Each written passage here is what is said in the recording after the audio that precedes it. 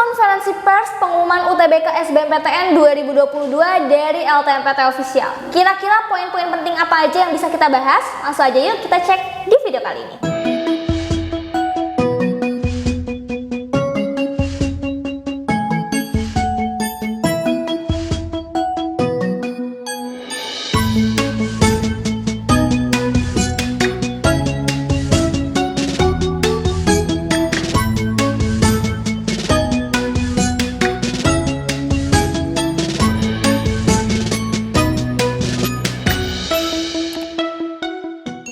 GP Media lagi buka tryout dan kelas online loh buat kamu yang mau masuk ke PTN ternama mulai dari IPB, UI, UGM, Unpad, Undip, dan juga UNJ. Harganya mulai dari 25.000, kalian udah bisa dapetin ratusan soal prediksi, kelas online, dan juga paket tryoutnya. Jadi buat kalian yang belum daftar, yuk daftar sekarang. Halo semuanya, balik lagi di GP Media Channel.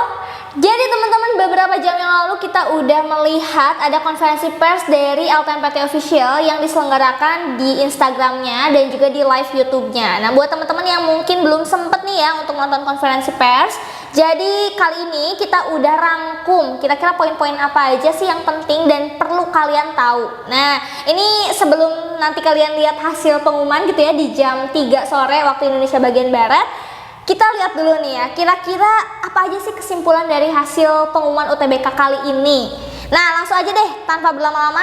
Jadi di sini udah ada statistik dari LTMPT untuk jumlah peserta UTBK di tahun 2022 jika dibandingkan dengan tahun sebelumnya 2021 ya.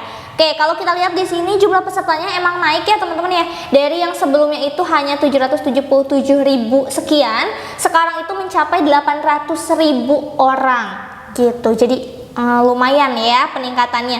Terus juga ini untuk dari 800.000 tadi, ternyata yang hadir di hari H untuk ikut tes UTBK-nya itu 745.000 sekian. Berarti ada sekitar 50.000 lebih lah ya yang tidak hadir.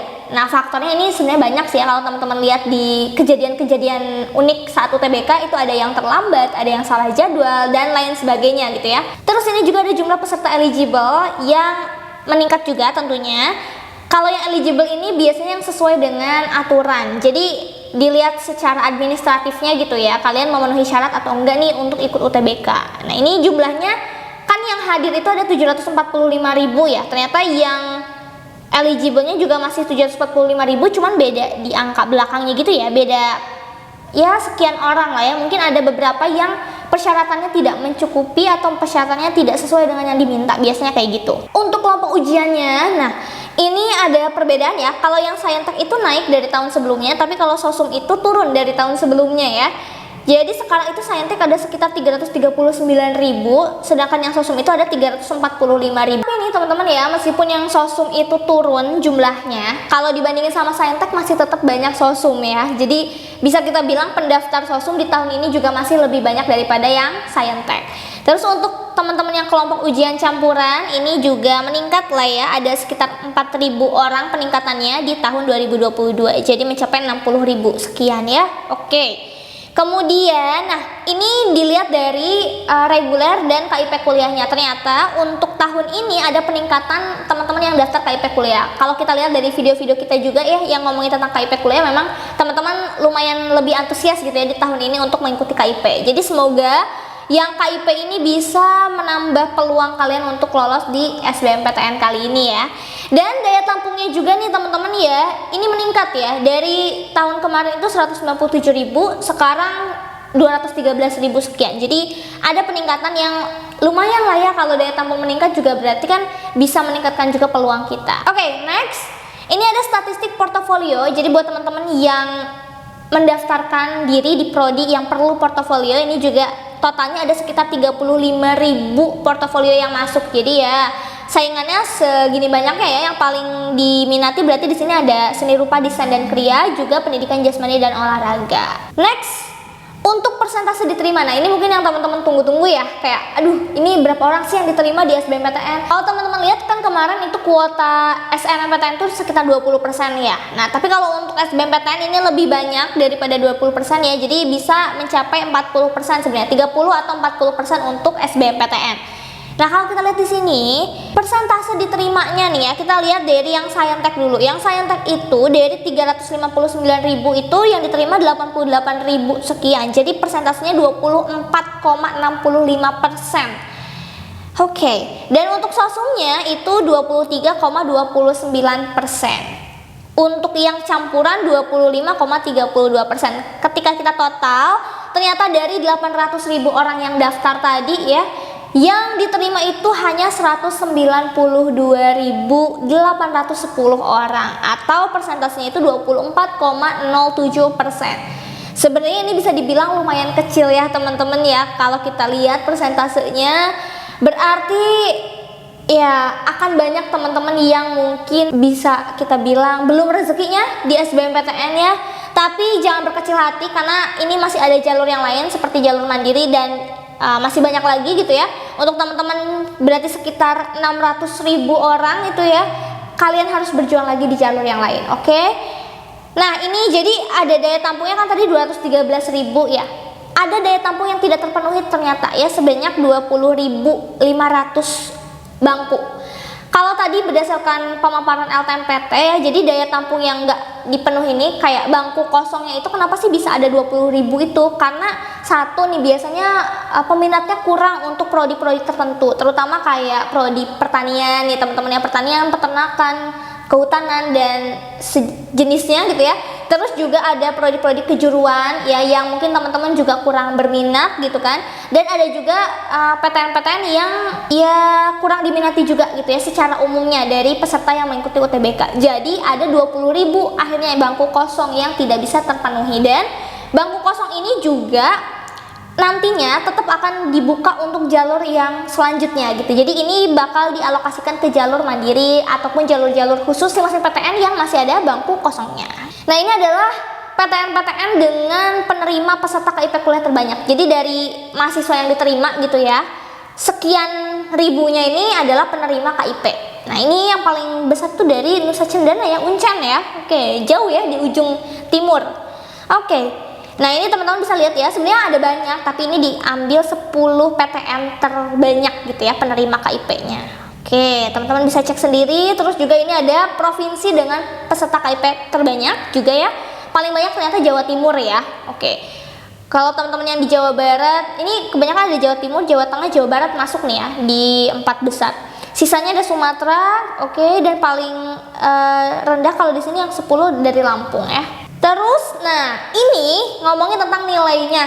Mungkin teman-teman juga penasaran ya, berapa sih rata-rata skor sekarang gitu kan. Ini adalah peserta dengan nilai tertinggi untuk Saintek. Kalau teman-teman lihat ini 830, tinggi banget ya. Tinggi banget, dan dia masuk di ITB untuk prodinya STAY, fakultas STAY ya. Oke. Bukan fakultas sekolah ya, maaf. Oke. Tapi ini rata-rata jurusannya pasti kedokterannya, karena memang kedokteran itu persaingannya sangat-sangat ketat. Jadi mungkin mereka juga berusaha sebaik mungkin untuk dapetin skor yang tinggi, oke? Dan yang paling banyak di sini juga ada UGM ya. Next, untuk yang sosum. Nah, sosum ini masih banyaknya juga dari UGM dan UI nih ya. Yang paling tinggi nih dari akuntansi UGM itu 786 skornya. Next, nah ini rata-ratanya baru. Rata-ratanya ternyata untuk dari 10 PTN itu yang pertama dari UI ya. UI itu rata-ratanya 665 skornya. Dan untuk urutan 10 ini ada IPB 610. Jadi buat teman-teman gitu ya, bisa kita bilang kalau yang mendaftar nih ke 10 PTN ini ya, ini adalah acuan kalian. Kan ini skor rata-rata ya, artinya kalau skor teman-teman mungkin di bawah rata-rata, bisa kita bilang peluangnya itu semakin kecil gitu kan. Kalau teman-teman di atas rata-ratanya berarti kemungkinan ada peluang untuk lolos gitu ya. Oke, tapi ini cuma diambil 10 PTN. Jadi buat teman-teman yang mungkin nggak ke PTN ini ya berdoa aja gitu ya, supaya rata-ratanya itu juga cocok gitu sama nilai kalian gitu ya. Yang tadi Saintek dan yang ini sosum ya. Kalau kita lihat rata-ratanya Saintek itu paling tinggi 665 ya skornya di UI. Kalau sosum paling tinggi di UI 690. Berarti untuk rata-ratanya justru yang paling tinggi itu adalah sosum. Berarti persaingannya juga sama-sama ketat lah ya, bisa kita bilang.